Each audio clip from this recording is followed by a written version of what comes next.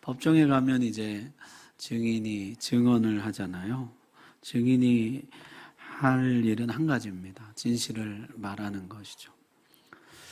해석은 변호사가 할 것입니다. 판결은 판사가 할 것입니다. 증인이 할 일은 오직 진실만 말하는 것입니다.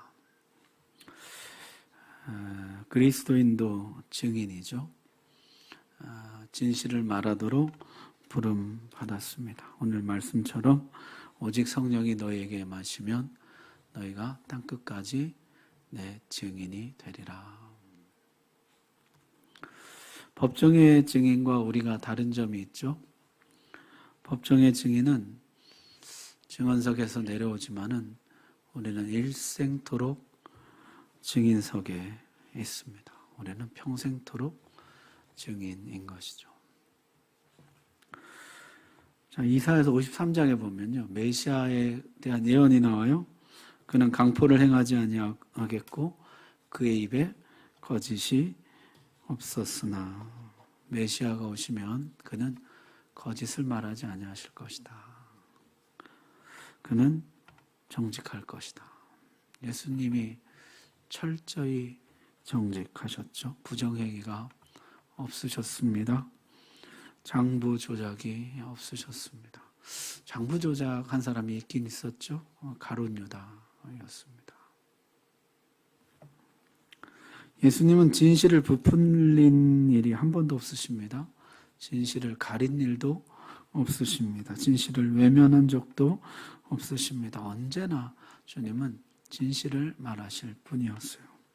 주님의 말 중에 거짓말은 한마디도 찾아낼 수가 없었습니다. 그의 입에는 거짓이 없겠고, 오히려 예수님을 고소하기 위해서 제사장들이 거짓말을 지어내죠. 하나님은 우리가 예수님처럼 되기 원하십니다. 아들의 형상대로 우리를 빚기 원하십니다. 하나님은 우리를 향해서 부정직을 좀 줄이라든지 최소화라든지 그렇게 말씀하지를 않으시고요. 거짓을 아주 버리라고 말씀하십니다. 하나님은 거짓에 있어서는 냉정하십니다. 시편 101편에 보니까요, 거짓을 행하는 자는 내 집 안에 거주하지 못하며 거짓말하는 자는 내 목전에 서지 못하리로다. 내 집에 들어오지 못할 것이라. 내 앞에 서지 못할 것이라. 우리 주님도 정직에 관해서 굉장히 엄격하십니다. 고린도전서에 보니까요, 하나님 나라를 유업으로 받지 못할 자들 쭉 나오는데 불의한 자, 음행하는 자, 우상 숭배자 쭉 나오고 거기에 거짓말하는 자가 있습니다. 내가 하는 이 거짓말이 우상 숭배와 똑같은 정도의 범죄라는 것을 알아야 한다는 것이죠. 결코 가벼운 것이 아니라는 사실을 알아야 한다는 것이에요. 여호와께서 미워하시는 것 곧 그의 마음에 싫어하는 것이 67가지니. 여호와께서 싫어하시는 것, 거기에 뭐가 있습니까? 거짓된 혀와 거짓을 말하는 망령된 증인, 그 속에 있습니다. 여호와께서 싫어하시는 것. 우리 작년에 시편 5편 암송했죠. 여호와께서는 피 흘리기를 즐기는 자와 속이는 자를 싫어하시나이다. 여러분 가만 보십시오. 내 집 안에 들어올 수도 없다. 내 앞에 설 수도 없다. 내 마음에 싫어하는 것 중에 거짓된 혀와 거짓을 말하는 망령된 증인이 있고 여호와께서 속이는 자를 싫어하신다. 여러분 이토록 거짓에 대해서 경계하는 이유는 무엇입니까? 거짓은 하나님의 성품과 정반대되는 것이기 때문입니다. 히브리서 6장에 그렇게 말씀하죠. 하나님이 거짓말을 하실 수 없는 이 변치 못할 사실을 인하여 앞에 있는 소망을 얻으려고. 하나님은 거짓말을 하실 수 없다는 것이에요. 그리고 이 사실은 변치 않는다. 그것이 우리의 소망이라는 것이죠. 하나님 거짓말 안 하시는 게 우리에게 소망이라는 것이요. 사람의 약속은 소망이 되지 못합니다. 조석변개입니다.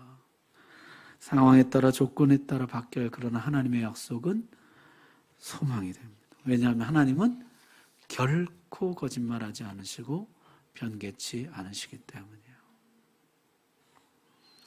여러분 오늘 말씀해 보니까 안 하시겠다가 아니에요. 하실 수가 없으시다는 거예요. 불가능하다. 하나님이 거짓말하는 것은 불가능하다. 하나님의 성품에는 아예 거짓이 존재하지를 못한다는 것이에요. 이스라엘의 지존자는 거짓이나 변개함이 없으시니 그는 사람이 아니심으로 결코 변개하지 않으심이니이다. 사람은 다 거짓되되 오직 하나님은 참되시다 할지어다. 반대로 사탄은 진실을 말하는 것이 불가능합니다. 사탄의 모든 말은 거짓입니다. 그는 거짓의 아비예요. 여러분 에덴 동산에서 마귀가 한 짓을 보십시오. 하와를 덮친 것도 쥐도 새도 모르게 해치워 버린 것도 아닙니다. 거짓말을 한 것이에요. 너희가 결코 죽지 아니하리라. 너희가 하나님같이 되리라. 새빨간 거짓말이었죠. 그러나 한 번 들어온 거짓은 순식간에 인류를 장악해 버립니다. 거짓말 안 하는 사람이 없어요. 여러분 어떠십니까? 우리는 무슨 말을 하든지 우리 자신은 영웅이고 다른 사람들은 악당인 것처럼 말하기를 좋아합니다. 우리는 내가 남에게 했던 상처를 주는 말이나 거짓말은 쏙 빼고 남이 나에게 심한 말 한 것만 부각시켜서 얘기하기를 좋아해요. 내 잘못은 그냥 쏙 빼내고 남의 잘못만 크게 부각해서 말하는 것이죠. 어떤 사건에 대한 우리의 해석을 마치 사실인 양 말하기를 좋아합니다. 내 편견인데. 우리는 사실을 적당히 조작해서 나는 좋게 보이고 남은 나쁘게 보이는 일을 잘합니다. 우린 또한 과장하기를 좋아하는 습성이 있죠. 뻥친다 그러잖아요. 뻥튀기 하는 것이에요. 그럼 낚시꾼들 얘기 좀 들어보셨어요? 뻥심하다잖아요. 잡은 고기는 다 요만한데 놓친 건 다 이만하다는 것이에요. 왕년에 라떼는 그 말대로라면요 과거에 정말 엄청난 사람이었어야 되는데 그렇게 엄청난 사람이 오늘 왜 그렇게 되었느냐.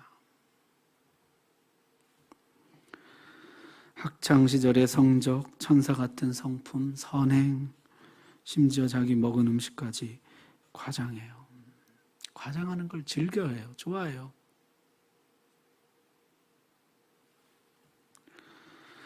정직은 아득한 옛날 에덴 동산의 추억이 되고 말았습니다.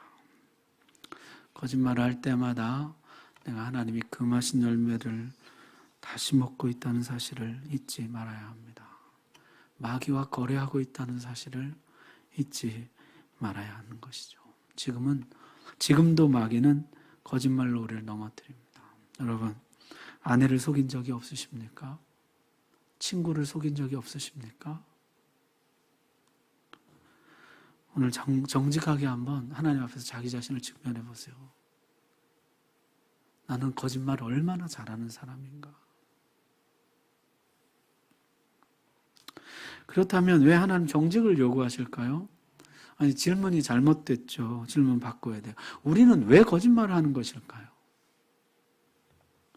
우리의 부정직을 어떻게 설명해야 될까요? 도대체 우리 안에 거짓은 어디로부터 나오는 것일까요? 성경은 이렇게 답합니다. 만물보다 거짓되고 심히 부패한 것은 사람의 마음이라. 네 마음 속에, 너의 육체의 본성 속에, 죄악된 본성 속에 거짓이 있다는 것이에요. 따라서 육체의 본성을 가진 모든 인간은 거짓말을 합니다. 우리는 사실 진실을 별로 좋아하지 않죠. 왜냐하면 진실을 말하면 치러야 할 대가가 있기 때문이에요. 진실하려면 비난과 책망과 오해와 손해를 감수해야 합니다.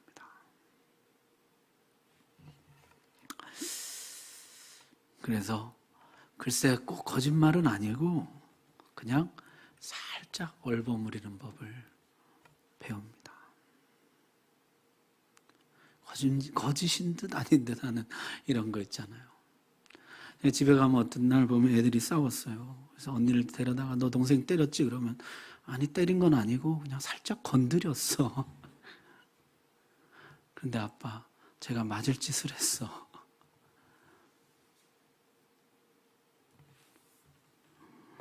정직이 정말 최선의 방책일까요? 우리는 아니라는 확신을 가지고 있습니다. 적당히 넘어가는 것이 최선이라는 믿음을 가지고 있어요. 우리가 처세술이라고 말하는 것을 하나님은 거짓이라고 하십니다. 우리가 유들이 있다고 사회생활 할 줄 안다고 말하는 것을 하나님은 거짓이라고 하십니다. 내 속에 거짓의 본성이 있고 우리 대부분은 거짓의 달인이에요. 정직했을 때 치러야 할 대가를 회피하는 것이죠. 그렇다면 거짓말에게는 대가가 없을까요? 거짓말의 결과는 무엇일까요? 아나니아와 삽비라를 보십시오. 소유를 팔아 그 일부를 교회에 바쳤습니다. 그러나 전부를 바치는 것처럼 속였습니다. 이들의 문제는 돈을 적게 바친 데 있질 않아요. 거짓을 말한 데 있습니다. 베드로의 지적처럼 성령을 속인 데 있습니다. 사도행전은 이렇게 쓰고 있어요. 사람에게 거짓말한 것이 아니요 하나님께로다. 두려운 말씀이죠. 내가 사람에게 한 거짓말을 하나님께 한 것으로 여기신다는 것이에요. 사람을 속이려고 하는 것은 하나님을 속이는 것과 같은 것이라. 모든 일을 죽게 하듯 하라고 말씀하신 주님은 모든 거짓말을 죽게 한 것으로 여기십니다. 여러분, 그 거짓말의 결과는 무엇이었습니까? 죽음이었죠. 온 교회와 이 일을 듣는 사람들이 다 크게 두려워하니라. 그는 너무 극단적인 예고. 사실 오늘 거짓말한다고 죽지는 않잖아요. 과연 그럴까요? 거짓의 대가는 여전히 죽음입니다. 배우자를 속이면 신뢰가 죽습니다. 가정이 죽습니다. 자신을 속이면 양심이 죽습니다. 처음은 어렵지 두 번째부터는 거짓말이 늘어요. 컨닝으로 얻은 점수는 학생을 죽입니다. 거짓은 마귀를 내 삶으로 초청하는 것이에요. 내 삶의 지배권을 마귀에게 넘겨주는 것입니다. 여러분, 마귀가 거짓말을 지금 당장 감춰주는 이유가 무엇입니까? 나를 사랑해서 덮어주려는 것일까요? 천만에요. 결정적인 순간에 터뜨려서 치명타를 주려는 것이에요. 거짓말을 하는 순간 마귀에게 코가 깨고 질질 끌려다니다가 결정적인 순간에 치명상을 입게 됩니다. 거짓은 죽음을 가져옵니다. 친밀함의 죽음, 화목의 죽음, 신용의 죽음, 자존감의 죽음, 그리고 거짓말이 가져오는 죽음 중에 가장 비참한 죽음은 바로 증인의 죽음이에요. 더 이상 우리는 증인으로 살지 못합니다. 아무도 우리의 증언을 믿지 않습니다. 내가 회계장부 조작하는 것을 동료들이 봤는데 예수님 얘기 아무리 한들 듣겠어요. 내가 온갖 기묘한 거짓말로 아내를 속이는 것을 사람들이 다 아는데 나의 신앙 간증을 믿겠습니까? 더 이상 아무도 안 믿는 증인이 되는 것이에요.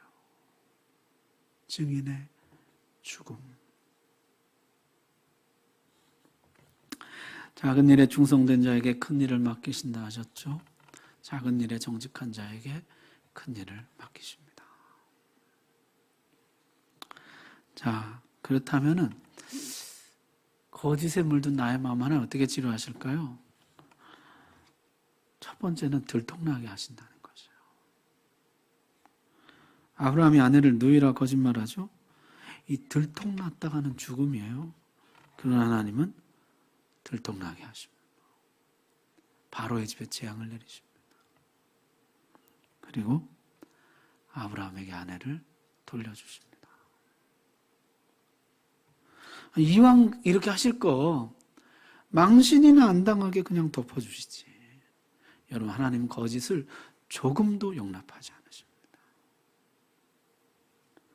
들통나게 하시고 돌려주시고 더 좋은 것을 주시는 것이죠.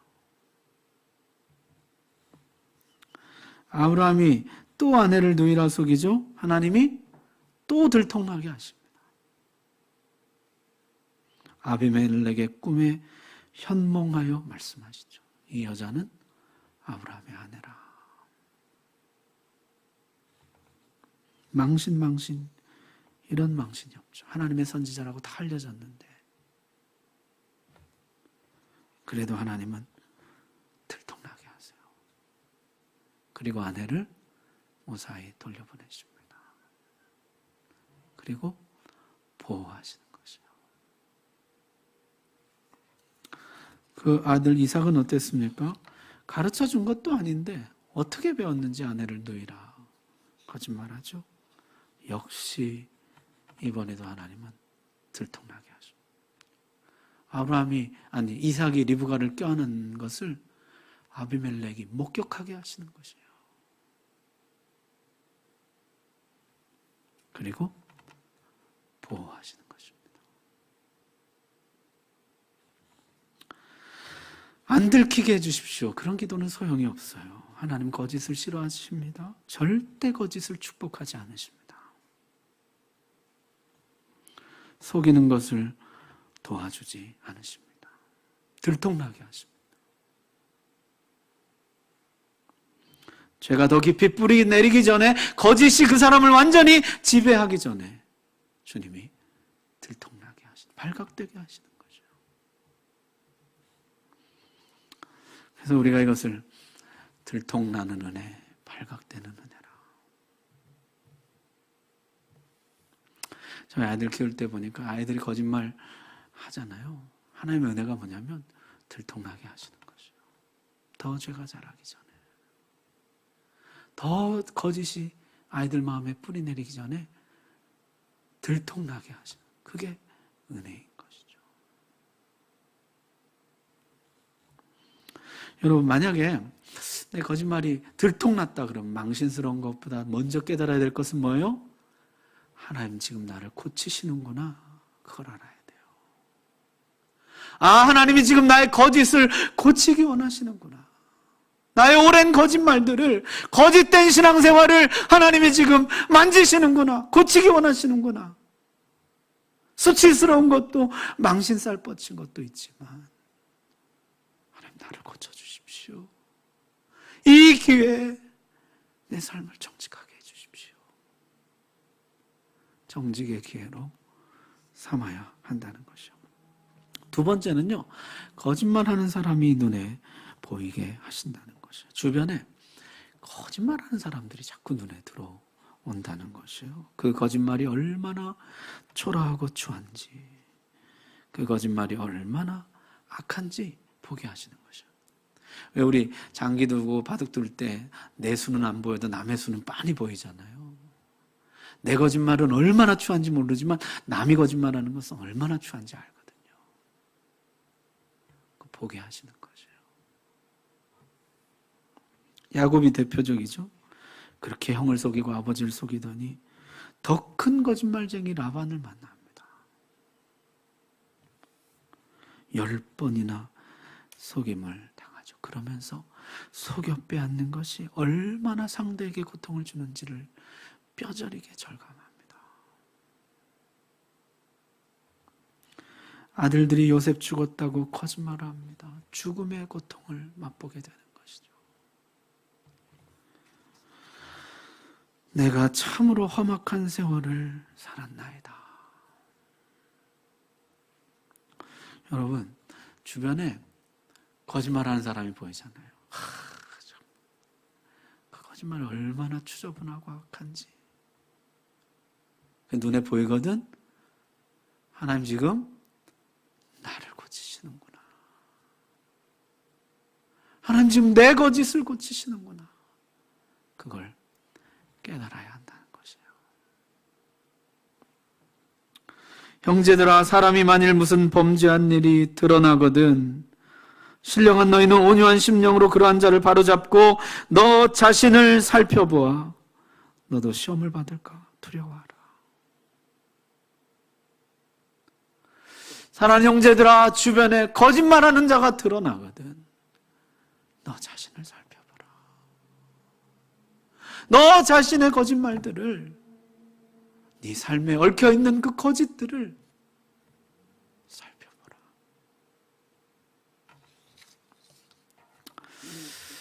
다윗이 나단 선지자 이야기를 듣고 흥분하죠. 그런 놈은 죽어 마땅한 놈이라. 옆에서 보면 원래 잘 보이는 법이에요. 내 얘기면 잘 안 보이지만 당신이 그 사람이라. 자기 죄를 숨기기 위해서 거짓으로 그 남편 우리아를 불러다가 환대하고 임신 사실을 숨기기 위해서 거짓으로 그를 위험한 전장에 앞세우고 하나님 다윗의 눈을 여시는 것이죠. 그 악인의 이야기를 들을 때 너 자신을 돌아보라. 다윗이 울부짖습니다. 침상을 눈물로 띄웠다 그랬죠. 그의 기도가 이것입니다. 하나님이여 내 속에 정한 마음을 창조하시고 내 안에 정직한 영을 새롭게 하옵소서. 오늘 이 기도가 우리의 기도가 되길 바랍니다. 하나님, 내 마음 악한 것 주님 보시고 정한 마음, 깨끗한 마음, 정직한 영을 나에게 새롭게 해주시옵소서. 말씀 마치겠습니다. 고대 사회는요, 법적인 증거가 별로 없어요. 녹음이나 비디오, 지문, 유전자 검사 이런 것이 없죠. 다만 증인의 증언뿐이에요. 증인의 증언이 거의 전부였다 해도 과언이 아니에요. 그렇게 중요한 것이었습니다. 여러분, 신앙도 그렇습니다. 부활과 영생, 눈에 보이는 증거가 없어요. 다만 증인의 증언뿐입니다. 하나님은 이 증언이라는 미련한 방법으로 복음을 전하기로 작정하셨습니다. 우리가 다 이 증인들이죠. 여러분, 증언이 무력화되는 때 언제예요? 증인이 밤낮 거짓말할 때예요. 여러분, 양치기 소년 아시잖아요. 나중엔 아무도 안 믿는 것이에요. 내가 거짓말을 너무 많이 하면은, 내 삶에 거짓이 너무나 많으면은 사람들이 내가 전하는 예수도 복음도 더 이상 믿지를 않아요. 내 증언이 효력이 없어지는 것입니다. 여러분, 오늘 주님 앞에서 한번 정직하게 질문해 보십시오. 나는 아내에게 정직한가? 아이들에게 정직한가?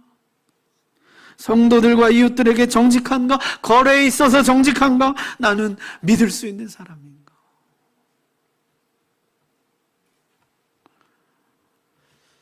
오늘 다윗처럼 부르짖읍시다. 주여, 정한 마음을 창조해 주시고 정직한 영을 새롭게 하여 주옵소서.